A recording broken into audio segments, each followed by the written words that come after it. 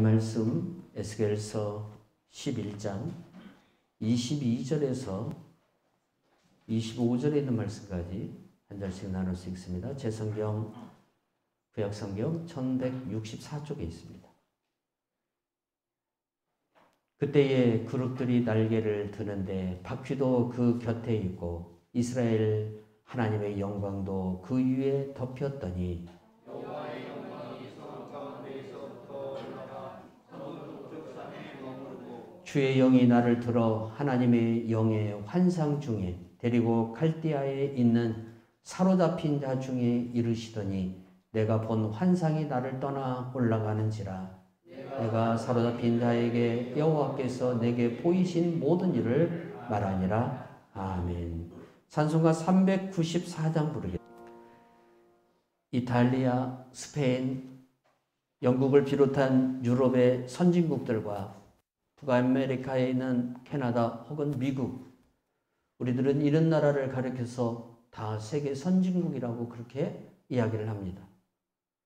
1인당 국민 소득이 4만 달러 이상이 되는 국가들, 아직 우리가 거기에 이르렀다고 하지만 그래도 우리들보다는 아직은 앞서 있는 나라들을 가리켜서 우리는 선진국이라고 그렇게 이야기를 합니다.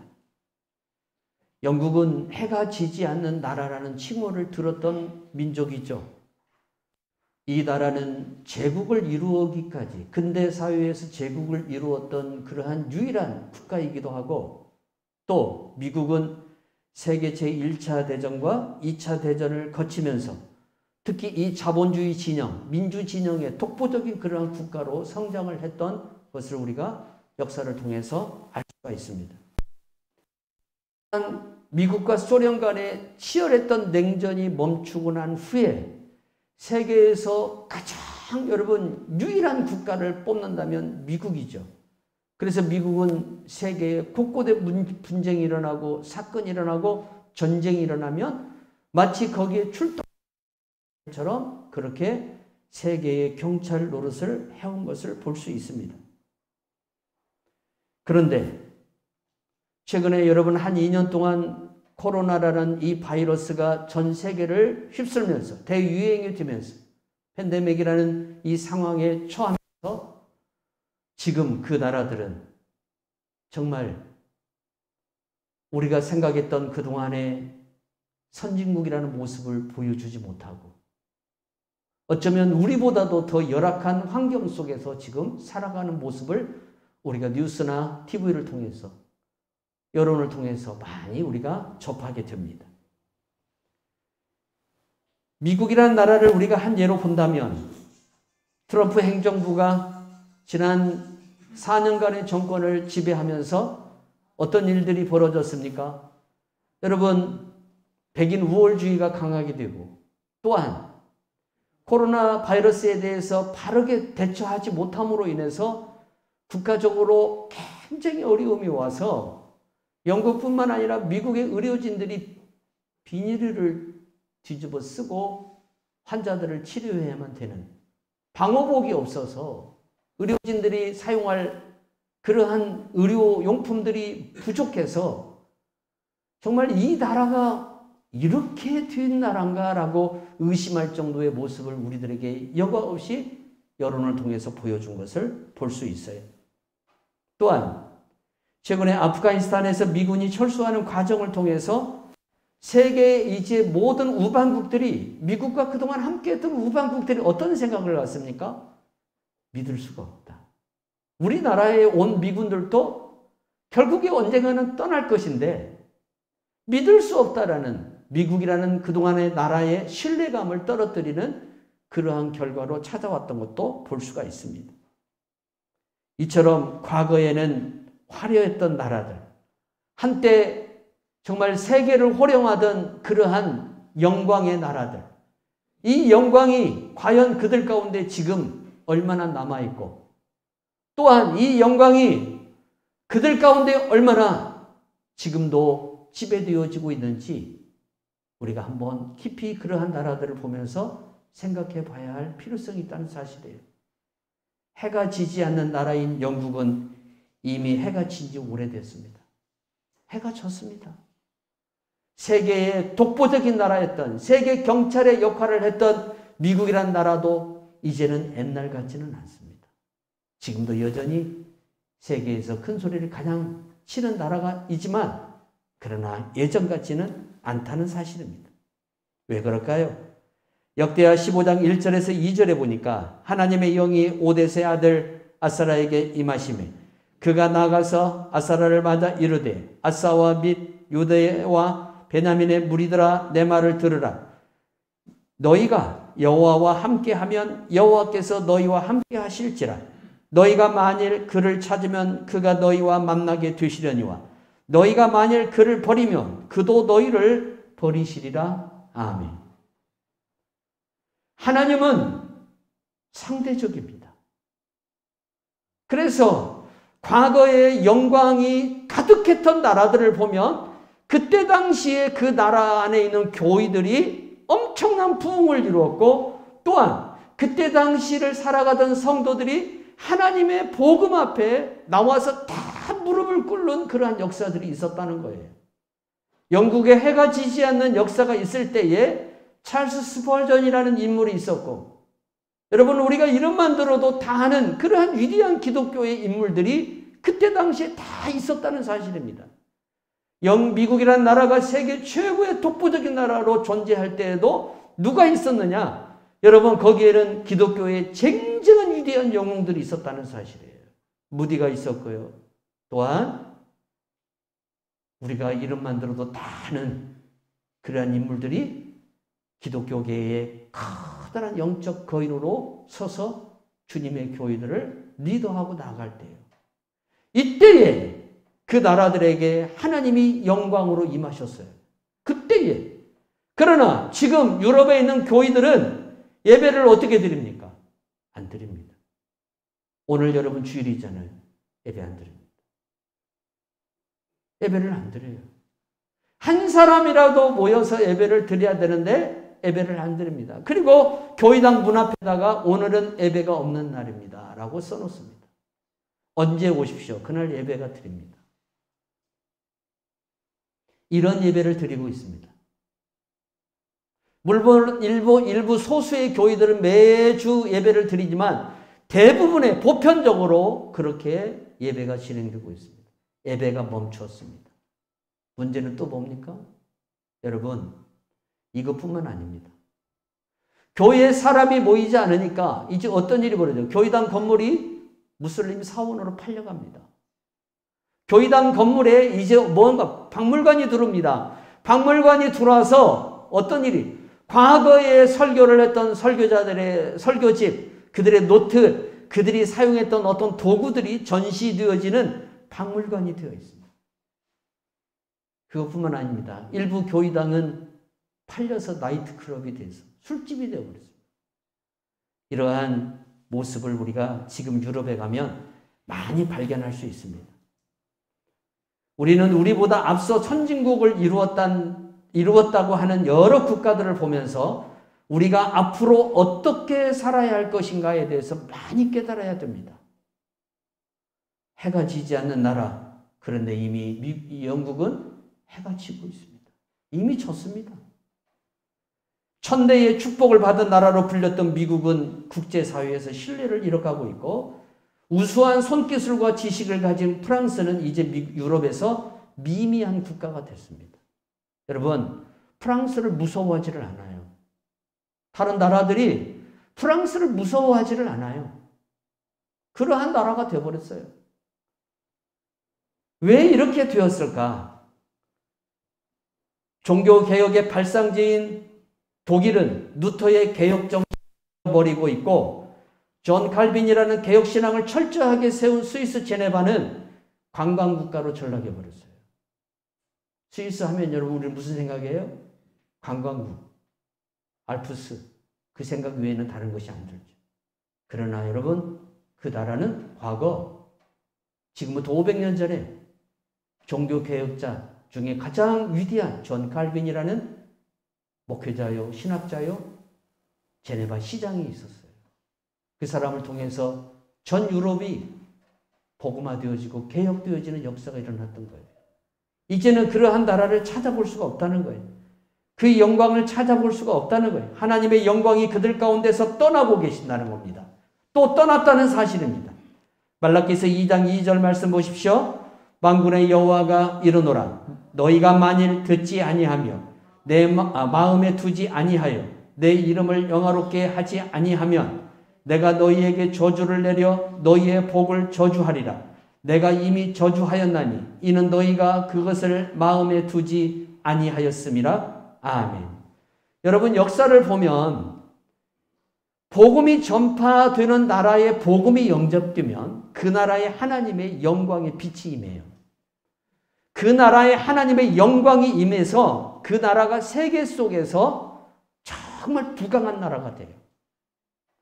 복음이 들어간 나라들은 하나님의 그 복음의 광채가 비쳐서 이 복음의 역사가 쉽게 말하면 말씀의 역사가 나타나는 거예요.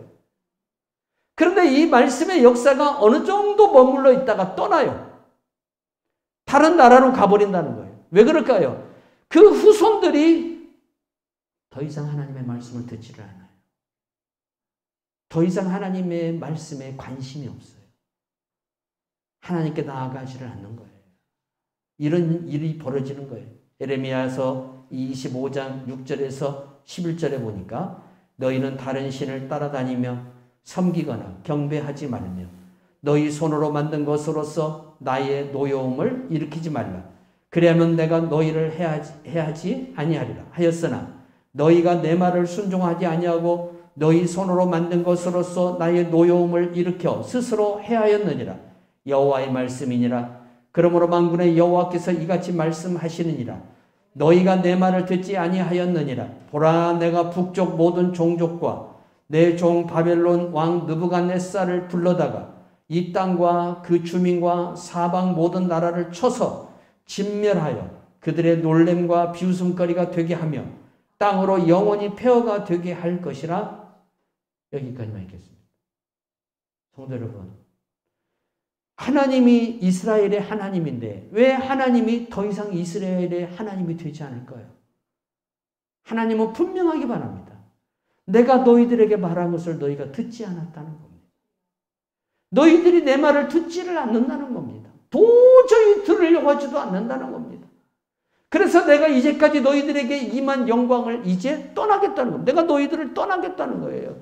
하나님의 말씀을 듣지 않는 자들에게 더 이상 내가 머물러 있지 않겠다는 거예요. 그동안 너희들이 누렸던 다윗의 영광, 너희들이 누렸던 솔로몬의 영광, 너희들이 누렸던 이제까지 하나님이 주신 그 영광을 더 이상 너희들에게 베풀어 주지 않겠다는 거예요. 이유가 뭘까요? 너희들이 내 말을 떠났다는 거예요. 내 말을 듣지 않았다는 거예요. 참으로 하나님은 사랑의 하나님이고 은혜의 하나님이지만 한편으로 보면 무서운 하나님이십니다. 오늘도 마찬가지입니다. 세계 역사를 보면서 우리가 깨달아야 할 게 뭡니까? 어느 나라고 하나님의 영광이 계속 머물러 있었던 법이 없다는 사실입니다. 언제가 때가 되면 하나님의 영광이 그 나라를 떠나버립니다. 왜 그럴까요? 더 이상 그 후손들이 하나님의 말을 듣지 않으니까 그래요. 유럽 사람들이 하나님의 말을 듣지 않습니다. 그래서 마치 지금 유럽은 사사기 시대하고 똑같습니다. 이슬람 사람들이 들어왔잖아요. 난민들이 들어왔잖아요. 이들이 유럽 사람들의 가시 역할을 합니다. 폭동을 일으키고 온갖 여러분 범죄와 죄악을 저지릅니다. 그리고 유럽 사람들의 수가, 백인들의 수가 갈수록 줄어들고 무슬림들은 자식을 많이 낳아서 수가 늘어나다 보니까 이제 뭘 노립니까? 정권, 권력을 이제 소유하려고 합니다. 유럽이 이 문제로 얼마나 지금 머리를 앓고 있는지 모릅니다. 그런데도 정신을 차리지 못합니다. 하나님께로 돌아가지를 않습니다. 여호와의 말씀으로 회개하지를 않습니다.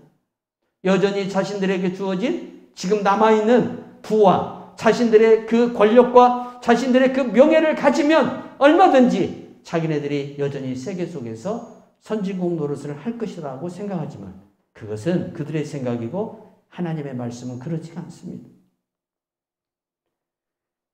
하나님의 복음이 실정되고 복음이 형식화되어진 그러한 모습 속에서 우리 또한 하나님의 말씀이 액세서리가 되면 안 돼요.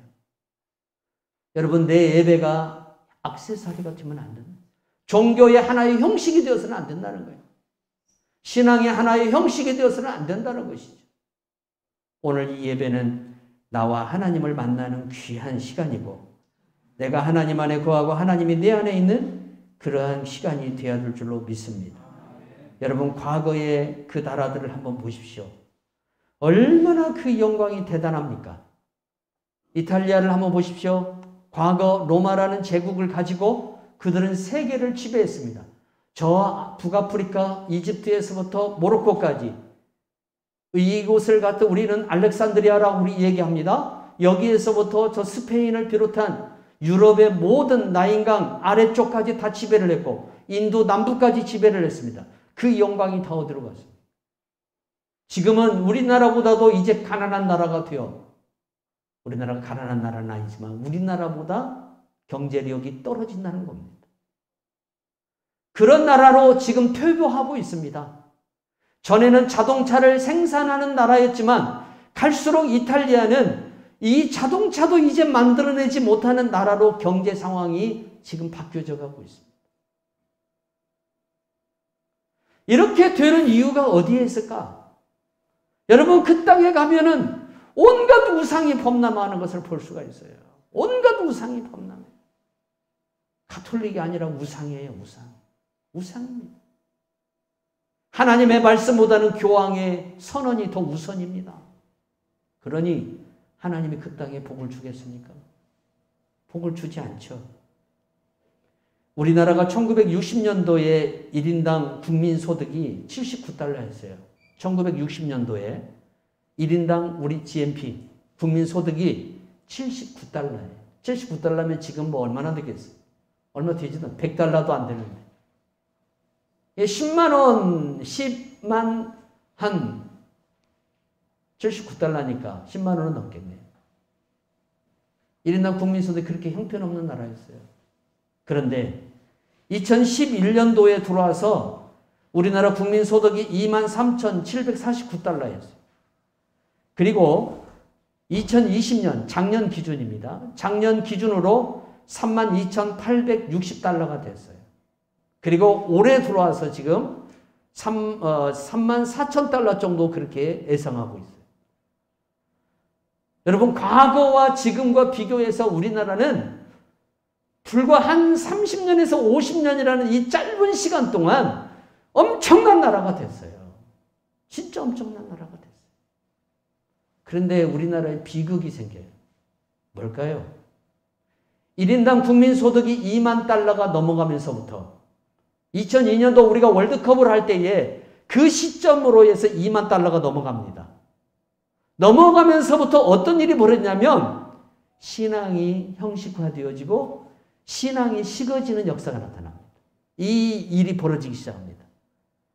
어느 나라든지 국민소득이 2만 달러 이상을 넘어가면 그렇게 열정적이고 그렇게 주님을 찾던 백성들의 발걸음이 끊어지기 시작한다는 겁니다. 그리고 3만 달러가 넘어가면 교회에서 누가 사라지기 시작하느냐? 청소년들과 청년들과 주일학생들이 사라지기 시작합니다. 지나간 구라파의 교회들과 저 북아메리카에 있는 교회들을 통해서 우리가 이것을 교훈으로 삼을 수가 있어요.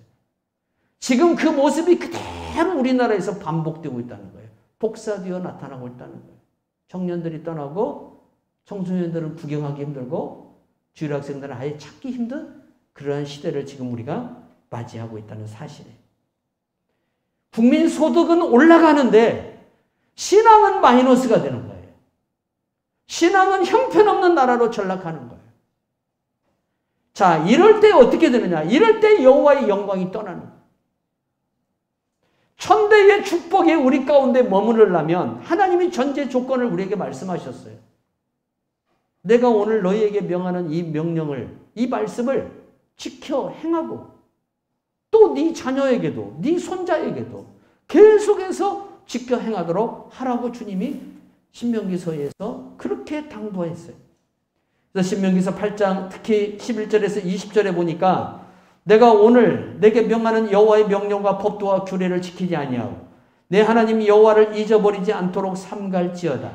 내가 먹어서 배부르고 아름다운 집을 짓고 거주하게 되면 또 내 소와 양이 번성하며 내 은금이 증식되며 내 소유가 다 풍부하게 될 때에 내 마음이 교만하여 내 하나님을 잊어버릴까 염려하노라. 하나님이 가나안 땅으로 들어가는 이스라엘 백성들에게 제일 염려했던 거, 배부르면 달라진다는 겁니다. 국민 소득이 2만 달러가 넘어가고 3만 달러가 넘어가니까 신앙의 모습이 다 달라져 버리는 거예요. 신앙의 모습. 그렇게 배고플 때 하나님을 열심히 찾았던 사람들, 힘들고 고통스러워서 하나님을 그렇게 열심히 찾던 사람들이 문제가 해결되고 배가 따뜻해지고 뭔가 좀 나름대로의 삶의 여유가 있고 삶의 기름짐이 넘치다 보니까 어떻게 해요? 하나님의 신앙에 대해서 이제 형식이 되어가고 있고 신앙이 식어져 가기 시작한다. 이게 현재 우리나라의 모습이라는 거예요. 개인의 소득은 성장하면서 놀랍게도 교회 안에 있는 말씀이 사라지고 기도 모임도 사라지고 교회 각종 진정한 모임은 폐지되면서 교회가 몸만 추구합니까?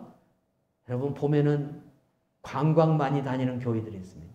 놀러 많이 다니는 교회. 성도와 성도가 교제하는 건 좋아요. 이것도 필요하죠. 교회에서. 근데 거기에 몰입을 하는 그런 교회들도 볼 수가 있어요. 하나님은 성막이든 성전이든 하나님의 말씀이 없으면 거기를 떠난다 그랬어요. 분명히 말씀하셨어요. 역대상 17장 4절에서 6절 보니까 가서 내 종 다윗에게 말하기를 여호와의 말씀이 너는 내가 거할 집을 건축하지 말라. 내가 이스라엘을 애굽에서 올라오게 한 날부터 오늘까지 집에 있지 아니하고 오직 이 장막과 저 장막에 있으며 이 성막과 저 성막에 있었나니 이스라엘 무리와 더불어 가는 모든 곳에서 내가 내 백성을 먹이라고 명령한 이스라엘 어느 사사에게 내가 말하기를 너희가 어찌하여 내 백향목집을 건축하지 아니하였느냐고 말하였느냐 하고, 이 말씀을 보세요 여러분. 하나님께서 아름다운 백향목으로 지은 성전 건축 안에 계신다고 말씀하지 않았어요.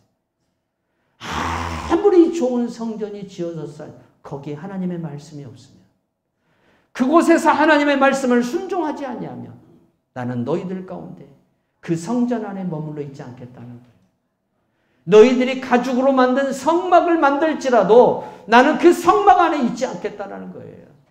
나는 내 말을 듣고 내 말을 순종하는 내 백성들과 함께 하겠다는 거예요. 내 백성들에게 임하겠다는 거예요. 그 백성들에게 하나님의 영광을 주고 하나님의 은혜를 주겠다는 거예요. 성전이 중요한 게 아니고 성막이 중요한 게 아니에요. 주의 말씀을 듣는 내 몸이 성전이에요. 내 안에 주님의 영이 임하셔야 되고 우리 공동체에 주님이 임하셔야 되고 오늘 이 땅에 있는 모든 교회들 가운데에 주의 영이 임하셔야 한다는 사실입니다. 솔로몬이 하나님을 위하여 성전을 건축하여 봉헌할 때에도 하나님이 분명히 말씀하셨어요. 네가 아무리 이 백향용으로 지은 금으로 장식한 성전을 지어서 나에게 드릴지라도 내가 이 성전에 머물러 있지 않겠다 그랬어요. 내가 이 말씀을 지키지 않고 내가 너 아버지에게 주었던 말씀을 네가 지켜 행하지 아니하면 나는 이 성전을 버리겠다 그래요. 버려버리겠다. 가차없이 버리겠다. 하나님이 찾는 것은 뭡니까? 하나님의 영광이 임하는 곳은 어디입니까? 말씀을 듣고 그 말씀을 순종하며 그 말씀대로 살아가는 하나님의 백성들이 있는 곳, 그곳이 진정한 성전이고 그곳이 진정으로 주님의 영광이 임하는 곳이라는 거예요. 교회당이 화려하다고 해서 하나님이 대한민국 땅에 영광을 가지고 머물러 있지 않다는 사실입니다. 대한민국 땅에 예수 믿는 성도들이 하나님의 말씀을 듣고 하나님의 말씀을 순종하고 나갈 때에 하나님은 그 나라 가운데 임하시고 그 백성들 가운데 임하시고 우리 민족 가운데 임하셔서 우리가 정말 세계 가운데 열방 가운데 뛰어난 민족이 되도록 나라가 되도록 만들어 주신다는 거예요. 신앙은 그래서 형식이 되어서는 안 된다는 사실입니다. 하나님의 영광이 떠난 사람들 보십시오. 우리가 6.25 때 전쟁을 했죠. 남북한이 치열한 전쟁을 했습니다.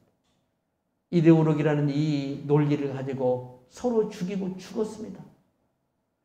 자, 이 논리를 보면서 우리가 지금에 와서는 정말 웃기지도 않는 싸움들을 하고 있어요. 공산주의가 뭐간데?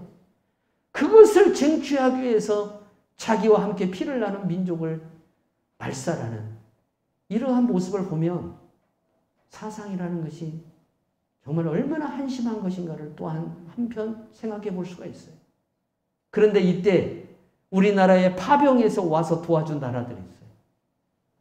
그때의 우리나라에 온 유엔군들은 다 우리보다 잘 사는 나라였어요. 다 우리보다 잘 먹고 잘 사는 나라에 있는 젊은 군인들이 와서 우리를 도와준 거예요. 그 중에 하나가 필리핀이에요, 여러분. 그 중에 하나가 저 동아프리카에 있는 에티오피아예요. 유엔군으로 온 나라들, 그때 당시에는 그 나라들이 우리보다 훨씬 잘 먹고 잘 살았다는 것입니다. 그런데 그렇게 전쟁이 지나고 지금 여기까지 와서 여러분 지금 한번 뒤를 돌아서 보면 그 나라들은 우리를 와서 도와준 그 나라들은 정말 핍절한 나라들이 되어 있고 지금 에티오피아는 내전에 다시 사로잡혀서 지금 서로 죽이고 죽는 일들이 지금 벌어지고 있습니다. 왜 이렇게 됐을까요? 그들의 영광이 다 어디로 갔냐 이거예요. 남의 나라를 도와줄 정도로 파병을 해서 그 연약한 환난당한 자들을 구해줄 정도의 능력을 갖고 있던 그들의 능력이 다 어디로 갔냐 이거예요. 그 영광이 다 어디 갔냐 이거예요. 그 영광을 지금도 누리고 있어야 되는데 그 나라들이 그 영광을 다 소모해버렸다는 거예요. 다 소멸해버리고 이제 그 영광이 대한민국 땅에 와 있어요. 대한민국 땅에 와 있어요. 이제 우리가 도와줘야 되는, 이제 우리가 도와줄 수도 있는 그런 능력을 가지고 있는 나라가 되었다는 거예요. 왜 이렇게 됐을까요? 한 나라는 복음을 버렸고 한 나라는 복음을 받아들였습니다. 그리고 한 나라는 복음을 끝까지 지키고 나가고 그 나라들은 받아들인 복음마저도 다 소멸해버렸다는 사실. 나 때로 끝나야 되겠냐 이거예요. 나 때로 내 집안의 복음이 끝나야 되느냐 아니면 이 복음이 천대로 내려가야 되느냐 이 선택은 나에게 달려있는 거예요. 하나님은 내 가정에서 떠날 수도 있습니다. 내 민족 가운데서 떠날 수도 있습니다. 너희들이 내 말을 듣고 너희들이 내 말에 순종하고 너희들이 나를 하나님으로 경배하고 예배하면 내가 너희들과 영원히 함께 하겠다는 거예요. 그러나 듣지 아니하면 내가 너희들 가운데 떠나겠다고 말씀하셨어요. 예레미야 애가 1장 6절에서 8절 보니까 딸 시온의 모든 영광이 떠나가며 그의 지도자들은 꼴을 찾지 못한 사슴처럼 뒤쫓는 자 앞에서 힘없이 달아났도다. 예루살렘이 환난과 유리하는 고통을 당하는 날에 옛날의 모든 즐거움을 기억하며 그의 백성이 대적의 손에 넘어졌으나 그를 돕는 자가 없었고 대적들은 그의 멸망을 비웃는도다. 예루살렘이 크게 범죄함으로 조속거리가 되었으니 전에 그에게 영광을 돌리던 모든 사람이 그의 벗었음을 보고 업신여기며 그는 탄식하며 물러가는도다. 아멘. 예루살렘의 영광이 다 어디 갔어요? 과거 예루살렘의 영광, 시온의 영광, 우리 찬송 부르잖아요. 시온의 영광이 빛나는 그 찬송. 여러분 지금 내게 주어진 이 영광, 우리 민족 가운데 주어진 이 영광 지켜야 돼요. 이게 떠나면 안 된다는 사실입니다. 이 영광이 떠나요. 그런데 불행하게도 이 영광이 떠난다는 사실이에요. 누가 그랬어요? 사울이에요, 여러분. 사울이라는 이 사람을 보면 답답하기도 하지만 문제는 하나님의 영광이 그를 떠나버려요. 떠나버립니다. 그가 하나님 앞에 처음 부름받을 때 어떤 사람이었습니까? 얼마나 겸손한 사람인지 모릅니다. 우리 지파는 베냐민 지파요. 베냐민 지파는 이스라엘의 가장 약한 지파요. 그 베냐민 지파 중에서도 우리 집은 가장 약한 이름 없는 집인데 그러한 집에서 내가 이스라엘 왕으로 선택받았다는 것이 정말 하나님의 큰 은혜입니다라고 고백을 해요. 이때까지는 겸손했어요. 그러니까 하나님의 영광이 그에게 임합니다. 하나님의 영광이 그에게 임하니까 어떤 일이 벌어집니까? 이스라엘 백성들이 자기 앞으로 오기 시작합니다. 그리고 전쟁이 일어나고 이 전쟁에서 사울은 영광의 위대한 왕으로 등장을 합니다. 하나님이 그렇게 만들어 놓습니다. 전쟁을 통해서 이스라엘 백성들이 그를 왕으로 인정할 수밖에 없게끔 만들어 놔버립니다. 왜? 사울이 나가서 승리를 하니까. 근데 그때부터 안 듣습니다. 하나님의 말을 안 듣습니다. 듣지를 않아요. 교만이 그를 찾아왔습니다. 시기와 질투가 찾아옵니다. 하나님의 이 영광이 그를 떠나버립니다. 여러분, 사무엘상을 보면 재미있는 말이 나와요. 사무엘상 16장을 보면 어떤 문제가 나옵니까? 다윗에게 사무엘이 와서 성령을 부을 때, 그에게 기름을 부을 때 성령이 같이 임하셔요. 그날 누구에게 있는 영광이, 사울에게 있는 영광이 떠나요. 의도적으로 사무엘상을 기록한 저자가 같이 묶어서 이걸 기록했는지는 모르지만 분명한 것은 한 장 안에 사울에게 임한 영광은 떠나고 다윗에게 없던 영광이, 하나님의 영광이 임해요. 이 역사가 일어나요. 차이점이 뭘까요? 말씀을 듣느냐 안 듣느냐에 있어요. 하나님의 말씀을 듣지 않으니까 사무엘 선지자를 보내서 뭐라고 합니까? 왕의 보좌가 떠났다 그랬어요. 이미 왕에게서 떠났다 그랬어요. 더 이상 당신을 하나님의 왕으로 인정하지 않는다는 거예요. 당신에게 그동안 주어졌던 모든 영광이 이제 다윗에게로 다 가버렸다는 거예요. 여러분, 하나님은 아쉬울 게 없어요. 내가 안 하면 다른 분이 하시잖아요. 다른 사람을 세워서 하시고. 우리가 하나님 앞에 정말 부르심의 선택에 그 쓰임을 받는 성도들이 되어야 될 줄로 믿습니다. 나를 부르신 하나님, 나를 세우신 하나님, 그러면 이 영광이 내게서 떠나지 않기 위해서, 이 부르심의 영광이 내게서 떠나지 않기 위해서 우리가 정말 부단한 신앙의 노력을 해야 된다는 사실입니다. 오늘 본문의 말씀 보십시오. 예루살렘 동문을 떠나십니다. 이 말씀이 뭘까요? 예루살렘 동문이 아니라 예루살렘 성전 동문을 떠나십니다. 동쪽을 떠나신다는 겁니다.